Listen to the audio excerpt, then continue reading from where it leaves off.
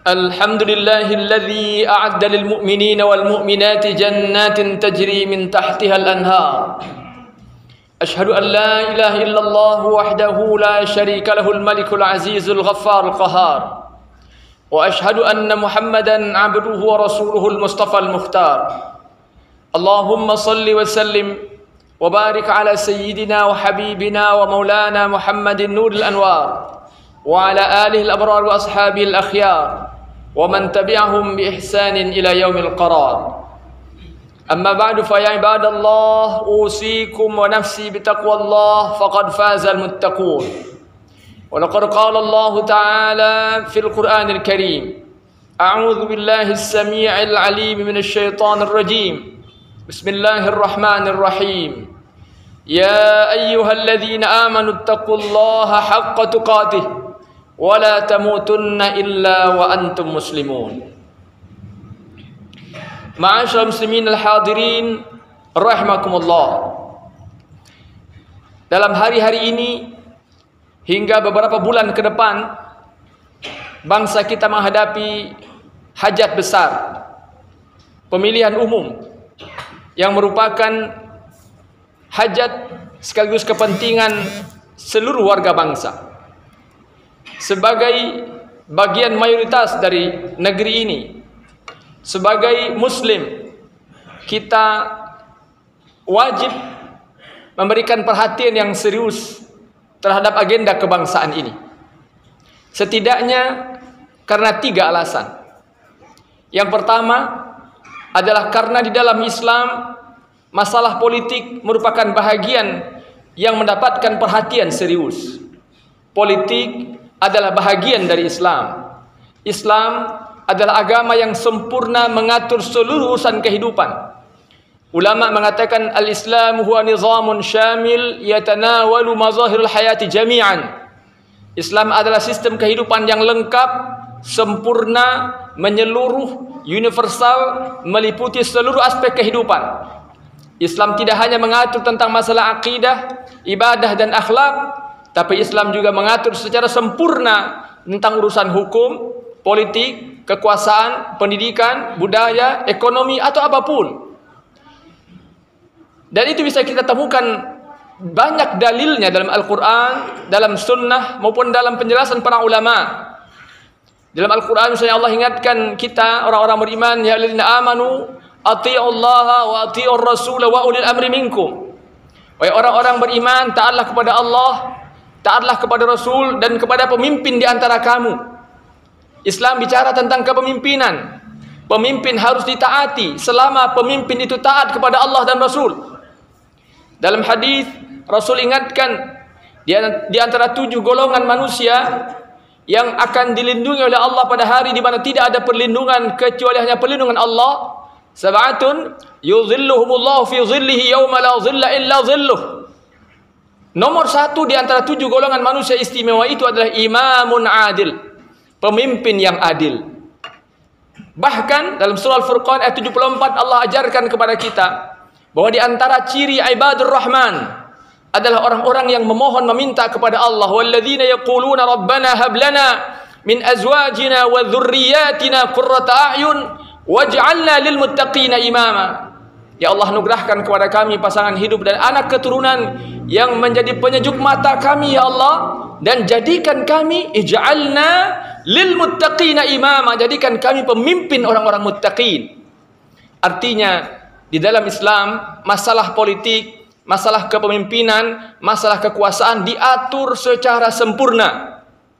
Kalau kita baca kitab-kitab fikih semisal Al-Fiqhul Islami wa Adillatu misalnya yang ditulis oleh Syekh Wahbah Zuhaili, atau kitab Fiqhus Sunnah misalnya ditulis oleh Syekh Sayyid Sabiq, atau kitab-kitab fikih manapun, mesti akan kita temukan bagaimana para ulama menjelaskan, menjabarkan bagaimana kriteria kepemimpinan dalam Islam, bagaimana proses memilih pemimpin dalam Islam, bagaimana kewajiban taat kepada pemimpin dan seterusnya. Maka oleh karena itu, andaikan ada di antara kita yang masih menganggap bahwa politik seakan-akan bukan urusan dari agama, maka mari akhiri kesalahan itu. Adalah sebuah kesalahan besar bila kita masih menganggap politik itu kotor.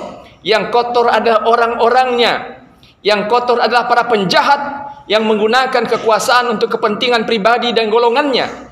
Sementara orang-orang yang menggunakan politik untuk kebaikan, menegakkan kebenaran, menebarkan kebaikan, memperjuangkan kesejahteraan dan kemakmuran, maka mereka adalah orang-orang yang meneladani Rasulullah SAW dan para sahabat beliau yang merupakan soko guru politik sepanjang masa.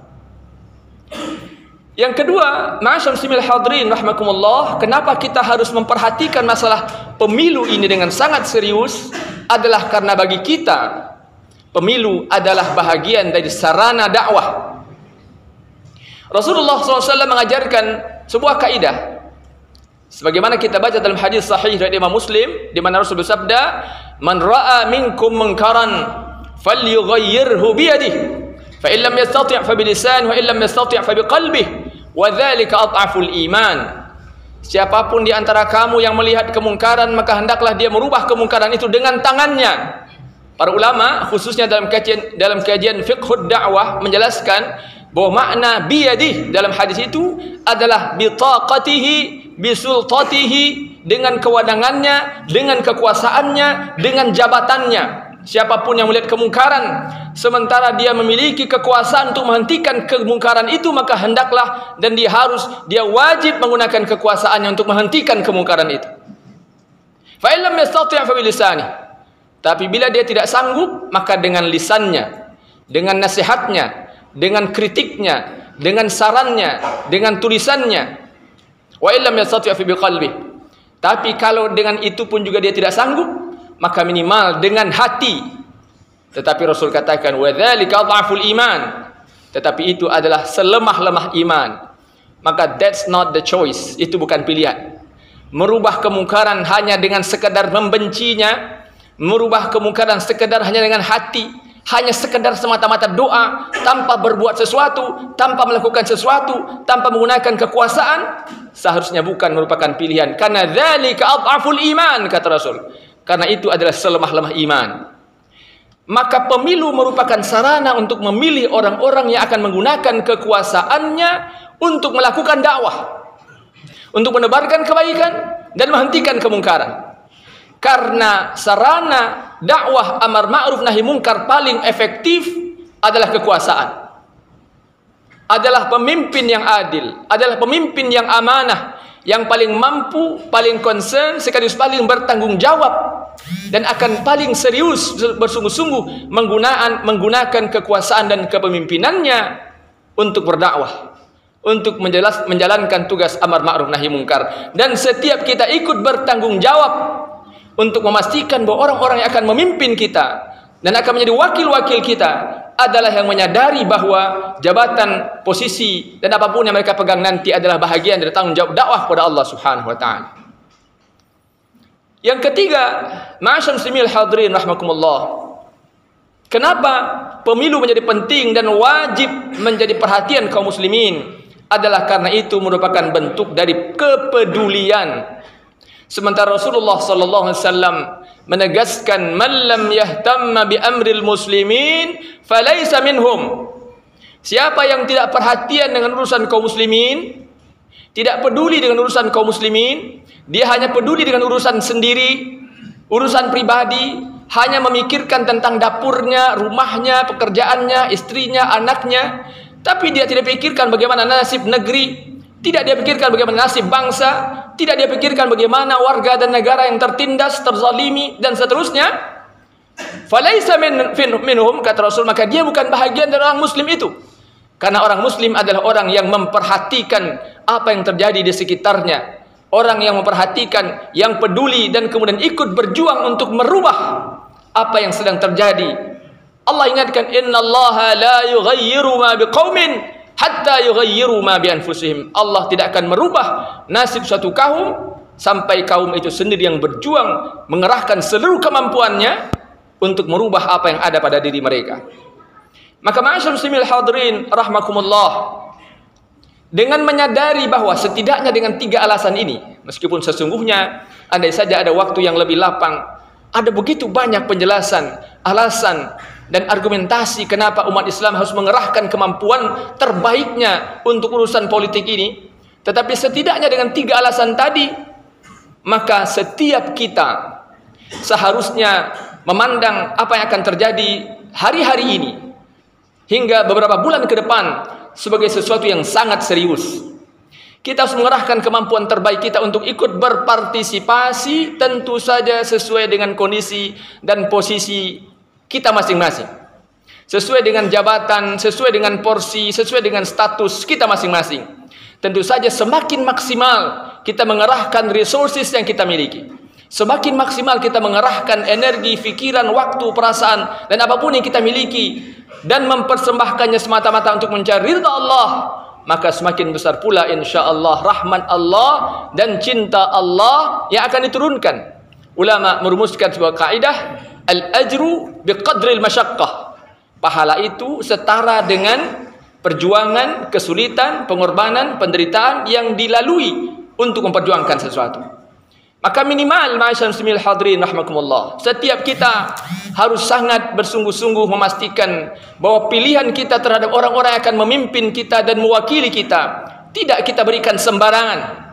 Hanya akan kita berikan kepada orang-orang yang betul-betul takut kepada Allah, orang-orang yang beriman kepada Allah, orang-orang yang memperhatikan siapa di hadapan Allah, orang-orang yang memastikan akan mendedikasikan jabatannya untuk membela agama Allah, orang-orang yang paling banyak berkumpul dengan orang-orang yang mencintai Allah, dan seterusnya.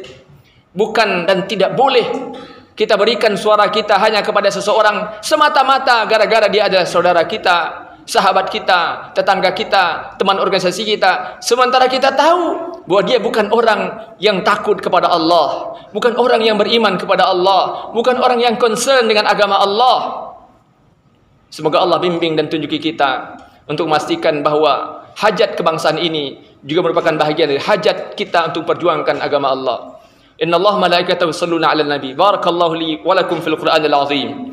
Wa nafa'ani wa iyyakum bima fihi minal ayati wadh-dhikril hakim. Wa taqabbalallahu minni wa minkum tilawatahu. Innahu huwas sami'ul 'alim. Aqulu qawli hadha wa astaghfirullahal 'azim li wa lakum wa lisa'iril muslimin wal muslimat wal mu'minina wal mu'minat fastaghfiruhu innahu huwal ghafurur rahim. Allahumma shalli wa sallim ala sayyidina Muhammadin wa ala alihi wa sahbihi ajma'in.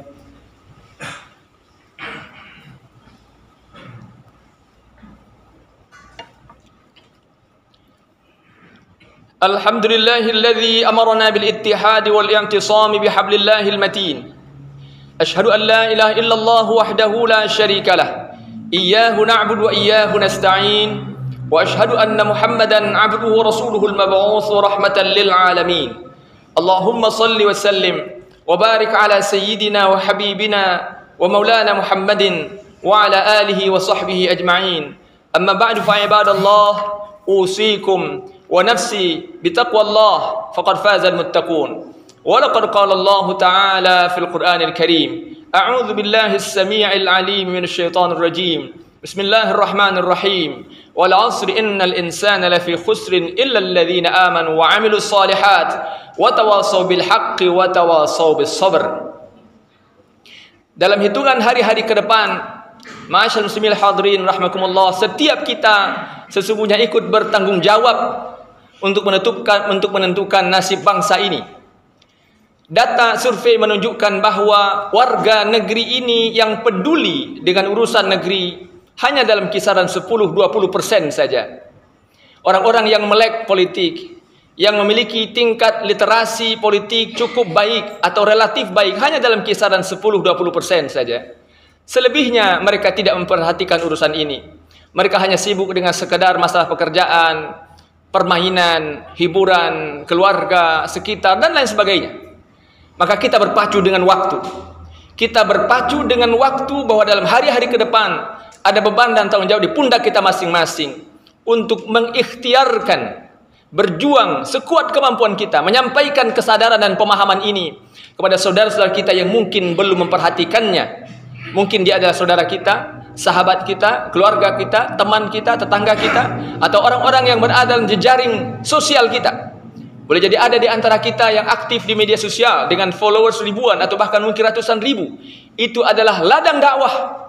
yang kita sangat harus gunakan sebaik mungkin sesungguhnya untuk mencerdaskan warga negeri ini, untuk kemudian kita berkontribusi untuk kebangkitan bangsa dan negara ini sebagai bahagian dari kebangkitan umat insyaallah. Innallaha malaikatahu yusholluna 'alan nabi. Ya ayyuhalladzina amanu shallu 'alaihi wa sallimu taslima. Allahumma shalli 'ala Muhammad wa 'ala ali Muhammad kama shallaita 'ala Ibrahim wa 'ala ali Ibrahim. وبارك على محمد وعلى آل محمد كما باركت على إبراهيم وعلى آل إبراهيم في العالمين إنك حميد مجيد اللهم اغفر للمسلمين والمسلمات والمؤمنين والمؤمنات الأحياء منهم والأموات إنك سميع قريب مجيب الدعوات يا قاضي الحاجات اللهم عليك باليهود المعتدين اللهم عليك باليهود المعتدين اللهم عليك باليهود المعتدين اللهم انصر إخواننا المجاهدين في فلسطين اللهم انصر إخواننا المسلمين المظلومين المستضعفين في فلسطين وفي كل مكان اللهم انصرهم نصرا مؤزرا اللهم وحد كلمتهم وسدد رميهم وأنزل في قلوبهم السكينة اللهم كن لهم وليا ونصيرا اللهم كن لهم وليا ونصيرا اللهم كن لهم وليا ونصيرا اللهم أعز الإسلام والمسلمين وأذل الشرك والمشركين ودمر أعداءك أعداء الدين واجعل دائرة السوء عليهم يا رب العالمين ربنا لا تؤاخذنا إن نسينا أو أخطأنا ربنا ولا تحمل علينا إصرا كما حملته على الذين من قبلنا ربنا ولا تحملنا ما لا طاقة لنا به واعف عنا واغفر لنا وارحمنا أنت مولانا فانصرنا على القوم الكافرين ربنا هب لنا من أزواجنا وذرياتنا قرة أعين واجعلنا للمتقين إماما ربنا ظلمنا أنفسنا وإن لم تغفر لنا وترحمنا لنكونن من الخاسرين ربنا تقبل منا إنك أنت السميع العليم وتب علينا إنك أنت التواب الرحيم ربنا آتنا في الدنيا حسنة وفي الآخرة حسنة وقنا عذاب النار وصلى الله على خير خلقه محمد وبارك وسلم سبحان رب العزة عما يصفون وسلام على المرسلين والحمد لله رب العالمين عباد الله إن الله يأمر بالعدل والإحسان وإيتاء ذي القربى وينهى عن الفحشاء والمنكر والبغي يعظكم لعلكم تذكرون فاذكروا الله العظيم يذكركم وادعوه يستجب لكم ولذكر الله أكبر أقيموا الصلاة الله أكبر